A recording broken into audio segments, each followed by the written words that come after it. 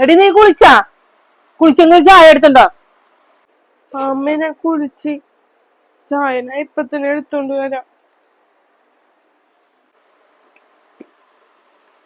അവക്കടെ അച്ഛൻ ശ്രീധരത്തിന്റെ ബാക്കി കാശും തന്നിട്ടില്ല. മാളെ തിന്നു കുടിപ്പിക്കാണ്ട് ഇങ്ങനെ കെട്ടിച്ചു വിട്ടേക്കണേ.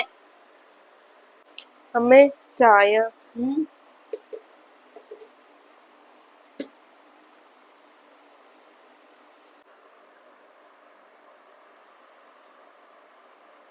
എടി ഇങ്ങനെ വന്ന് ഇതെന്ത് ചായടി? പൊറവെള്ളം പോലെ ഇരിക്കാലോ.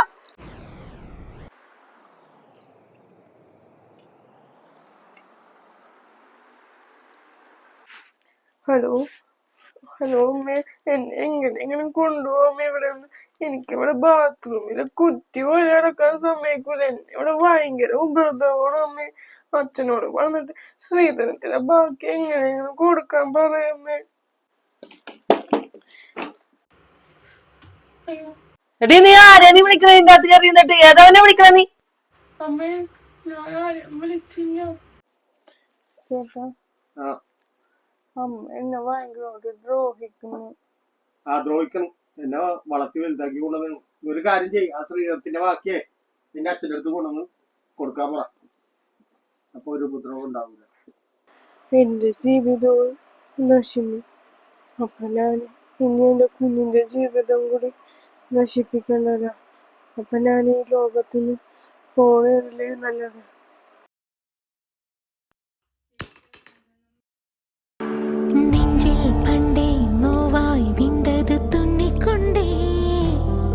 പീഡനത്തെ തുടർന്ന് വിസ്മയ ജീവനൊടുക്കി. തമിഴ്നാട് തിരുപ്പൂരിൽ കാറിനുള്ളിൽ നവവധു ജീവനൊടുക്കി.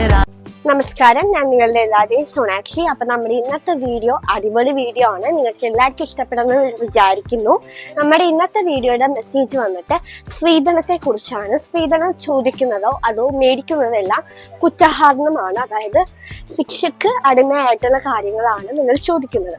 അതുകൊണ്ട് തന്നെ സ്ത്രീധനത്തിൽ പേരിൽ ഒരു പെണ്ണുങ്ങളെയും അല്ലെങ്കിൽ ഒരു പെൺകുട്ടിയെയും നമ്മളെ വേദനിപ്പിക്കരുത്. സ്ത്രീധനം ഒരു ധനമായി കണക്കാക്കുന്ന കുറെ പേര് നമ്മുടെ ലോകത്തുണ്ട്. പക്ഷെ ശരിക്കും സ്ത്രീയാണ് നമ്മുടെ ധനമായിട്ട് നമ്മൾ കണക്കാക്കണം എന്നൊരു മെസ്സേജ് ആണ് നമ്മുടെ ഇന്നത്തെ വീഡിയോ. അപ്പൊ നമ്മുടെ യൂട്യൂബ് ചാനലായ സോണാക്ഷി യൂട്യൂബ് ചാനൽ സബ്സ്ക്രൈബ് ചെയ്യാനും ലൈക്ക് ചെയ്യാനും നമ്മുടെ അക്കൗണ്ട് നിങ്ങളുടെ കൂട്ടുകാരിലേക്ക് ഷെയർ ചെയ്യാനും മറക്കണം. അപ്പൊ അത്രേ ഉള്ളൂ. നന്ദി.